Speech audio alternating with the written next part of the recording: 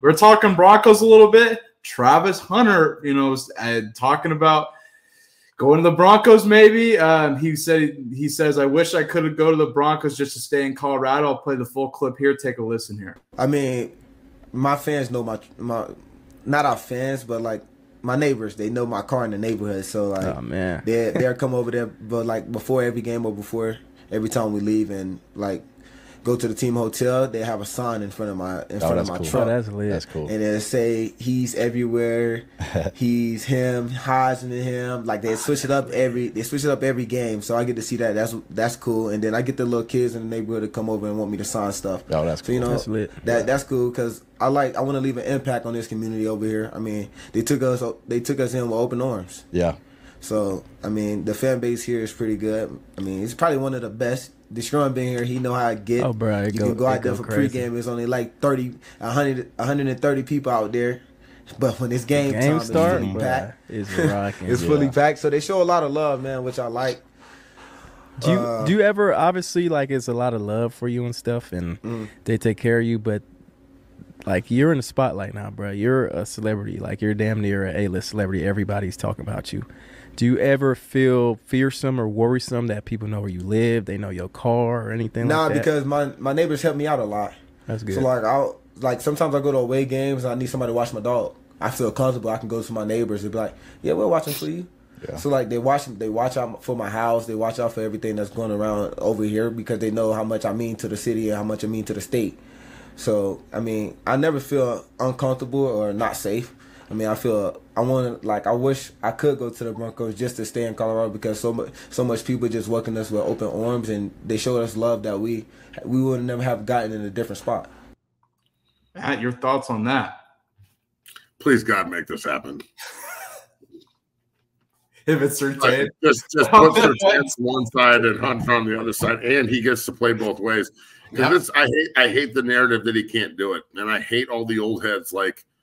My boy Brandon Stokely's on 104.3 out here, and Stokes a great player and a good pro, and he's adamant that there's no way Travis Hunter's going to be able to play both ways. And I just listen to him every morning, and I'm like, man, when he does, you're just going to look dumb. Like everybody that acts like this isn't going to happen, it's going to happen. The more you try and resist it, the more it's going to happen.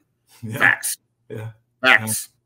So it's like the Mileham Milf Hunter. If he's around your mom for too long, she's getting fucked. So there are certain things that are inevitable in this world, and this is one of them. So if Travis Hunter were to go to the Broncos, Doug, I think the internet would break. Yeah, I agree with you. Right there in Denver, it doesn't look like Deion's going. Like it's just. Damn, that would be pretty sweet. I don't think they're going to be able to get him because they're going to be pretty good. I think the Broncos, they're sitting in the 5 seed right now, and I just don't see a world where they're going to be able to do that. Yeah, we'll see as the season goes on. I really think that'll happen. I could really see that. I don't know how Denver's going to do it. If they ever get him a Shador, that would be pretty damn cool, but they can't, you know. I don't think they have the draft capital. I don't think there's any way they're going to be able to get him. He's going number 1 or number 2 overall. Yeah, he has to. I mean, you don't see any scenario where he falls. Like even if C loses, like he's the best fucking player. You know? No. Yeah, I don't see any. And look, if God forbid, if CU loses out and they suck, I still think he's going to play well. Like, yeah, I agree. You know, last year he wasn't not playing well. He was killing people while they were losing. So, you know, now they're winning and he's doing his thing. It just, bro, just wait. If you think the hype is high now, wait until Saturday night. Like let's see you go out and beat Kansas State on national TV at home Saturday night, and then you're going to Arizona, and they'll be favored in that game. And let them win that game, and then you're coming back for Cincinnati. Let them win that game. See what? Just you think the hype's real now? Fuck. Wait until they're actually playing for something. Right now, they're playing for the right to play for something. Yeah, just wait. So, man, I just booked right now. We got Bucky tomorrow. Obviously, he'll be on about 1 o'clock. Talk about all things CU and whatnot. Have some laughs, and then Carl Reed, the great Carl Reed, all right, the man, is going to join us Wednesday at 1 o'clock. So we'll talk about recruits and recruiting and how big of an impact CU's had on just the national recruiting scene. Carl is the fucking man. I love Carl Reed, that guy. Every time I talk to him, I'm like, I really need to pick my shit up. Carl Reed. Yeah, Carl's really one of the smartest human beings I've ever like. He's I gotta pick my shit up over here. Carl's fucking killing it. So I'm super excited about that. Thursday, I don't know who the guest is going to be. Probably nobody. And then Friday, the hype man is back. Lawrence Victor's old Grandpa Vic now. Pop, as we call him. Pop's on the show Friday to get us going with his cane. He's going to be in a fucking wheel or a little rocker with a shotgun. Back at the Colorado Buffalo. Okay, you better show that, tell that to him on Friday. He's going to laugh. I ain't saying that shit to him. You say it. I'm not doing that shit. Oh my god! But hey, Travis Hunter to Denver, I think that would be unbelievable. I mean, they'd fucking have probably the best secondary in the NFL if that shit happened. Let's be real. Surtain is balling as usual. He's locked down. He got a pick six that you saw live. Huh? The pick six yesterday was awesome. Yeah, that was. I didn't record that play for some reason, and then I was like, "Fuck, that sucks." Yeah, but that was a hell of a play. I'm sure it was. I mean, even better to see in person. Like, I mean, weren't you guys down at that point? You guys were down. Like, were they up 10-0, and they were about to go up 17-0, and I was like, we're about to get ran out of the fucking building, and then bam, or they were down 10-3. Yeah, I was like, and that won them the game because after that I looked, they were blowing them out. I was like, good shit, Denver. That's impressive. But Travis to Denver, yeah, that would be pretty damn cool. We'll stay tuned on this as we get later towards draft time, obviously, but. Interesting rumblings. We've kind of mentioned this in the show. Could Travis go to Denver? Could Shedeur go to Denver? We've kind of teased this on the show, and now we see it. I just don't see it happening. Yeah.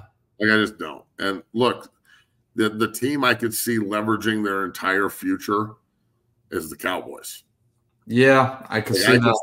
I could see the Cowboys because I don't think Dallas is – I don't think they're good enough to win in the playoffs. I think they're good enough to get to the playoffs again. Yeah.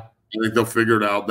Look, you can say whatever you want about Coach McCarthy and Dak Prescott and that group, but they had their back against the wall last night, and they found a way to win that game against Pittsburgh in Pittsburgh when Pittsburgh's defense was leaky. Like, Dallas had way more total yardage, but inside the 20s, that's really where you play defense in the NFL.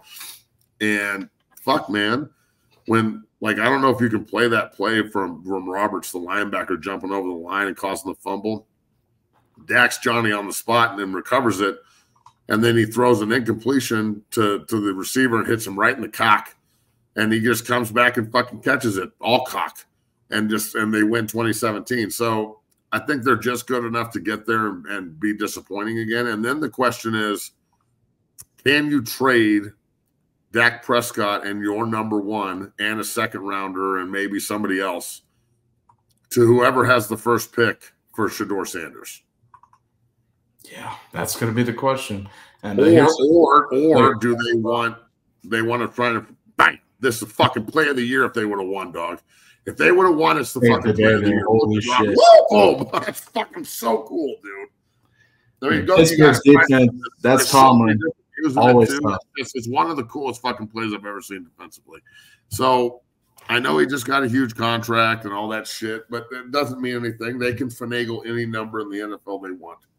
So they're going to finagle Deshaun Watson's number this year when they fucking cut his ass, but they still have to pay him. They're going to finagle. They finagled Russell Wilson. He's making $55 million to stand there and pick his ass on the sideline and act like he can still play. He should start. I'm over this Justin Fields. I'm over this Justin. He's going to go in and get hurt, and they might as well be talking about drafting Shedeur in Pittsburgh. Fuck. So, look, man, I'm very eager to see what happens with all this. But hey, we got a lot of time between that and this. So, yeah, amen. We'll see how it goes. I mean, yeah, I could see your Cowboys scenario. Absolutely, that's who the team off the top of your head you would think. It's just that Dak contract makes it interesting. So they're gonna have to do some fancy cap work and make that happen. But